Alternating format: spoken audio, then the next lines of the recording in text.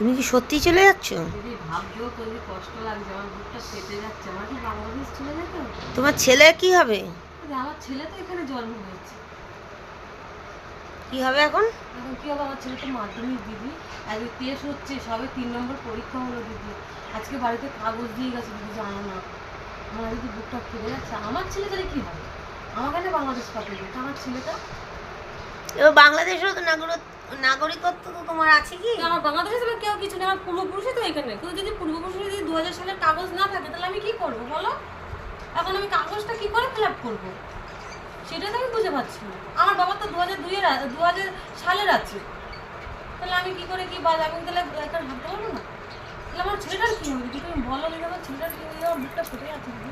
আমি কী করবো বলতে বুঝে পাচ্ছি না। যে কাগজ দিয়ে গেছে, আমার ছেলের মাধ্যমিক পরীক্ষা চলছে, 3 নম্বর পরীক্ষা হয়েছে, বাংলা, ইতিহাস, আজকে ভূগোল। না না, অত চিন্তা করো না, তাড়াবে না। না না দিদি, দিদি আছে তো। না না দিদি, তারা যেতে চলে যেতে হবে দিদি। আমি বুঝতে পারছি না যে আমার ছেলেটার কী হবে।